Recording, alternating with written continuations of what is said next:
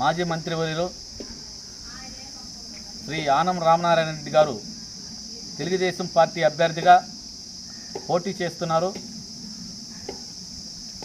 ఆయన గెలుపు కోసం ప్రచారంలో భాగంగా ఈరోజు అనంత ఏఎస్పేట తెల్లపాడు ఎస్సీ కాలనీకి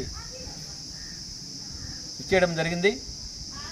ఈ సందర్భంగా నా ఎస్సీ కాలనీ సోదరులకు సామాజిక ఉద్యమ అభినందనలు. ముఖ్యంగా అన్న అజరత్ అన్నకి ప్రత్యేక ధన్యవాదాలు. ఈరోజు రాష్ట్రంలో జగన్మోహన్ రెడ్డి గారు రాక్షస పాలన వల్ల దళిత గిరిజనులకు మాన ప్రాణాలకు రక్షణ కరువైనది. ఆ క్రమంలోనే దీనికి చమరగీతం పాడాలంటే రేపు మే 13వ తేదీ జరగబడి ఉంటే సార్వత్రిక ఎన్నికల్లో ఇక్కడ ఆత్మకూరు నియోజకవర్గంలో పోటీ చేస్తున్నటువంటి మాజీ మంత్రివర్యులు శ్రీ ఆనం రామనారాయణ రెడ్డి గారికి, అదేవిధంగా పార్లమెంటు పరిధిలో పోటీ చేస్తున్నటువంటి వేమిరెడ్డి ప్రభాకర్ రెడ్డి గారికి మీ అమూల్యమైన ఓటుని వేసి అత్యధిక మెజార్టీతో గెలిపిస్తారని చెప్పేసి కూడా కోరుకుంటున్నాం. ఎందుకంటే ప్రత్యేకంగా ఈ రాష్ట్రంలో మాదిగలకు దాదాపు 30 సంవత్సరాల నుంచి పోరాటం చేసిన మానశ్రీ మందకృష్ణ మాదిగ గారు నాయకత్వంలో కేంద్రంలో బీజేపీ ప్రభుత్వం,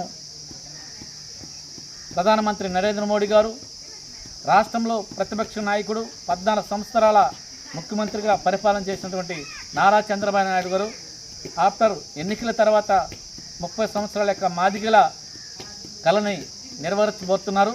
కాబట్టి ప్రత్యేకంగా మాదిగులు, ఈ రాష్ట్రంలో ఉన్నటువంటి మాదిగులు తెలుగుదేశం పార్టీకి ఓటు వేసి అక్కడ చంద్రబాబు నాయుడు గారిని, ఇక్కడ ఆత్మకూరు నియోజకవర్గంలో రామనారాయణ రెడ్డి గారిని అత్యధిక మెజార్టీతో గెలిపించి మన ఆత్మకూరు ప్రాంతాన్ని కూడా అన్ని విధాలుగా అభివృద్ధి చేసుకునే విధంగా సహకరిస్తారని చెప్పి కోరుకుంటున్నాం.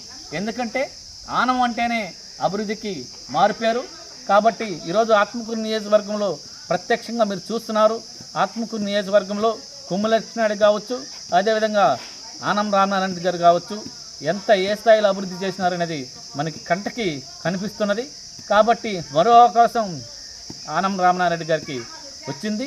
దీన్ని మనం సద్వినియోగం చేసుకొని మన మాదిగులు, ఎస్సీ, ఎస్టీ, బీసీలందరూ కూడా కలిసికట్టుగా ఆనం రామనారాయణ రెడ్డి గారికి సైకిల్ గుర్తుపైన మీ ఓటు వేసి గెలిపించి ఆయన మంత్రి చేస్తారని చెప్పేసి కూడా ఈ సందర్భంగా ప్రతి ఒక్కరికి సామాజిక ఉద్యమ అభినందనలు తెలియజేస్తున్నాను.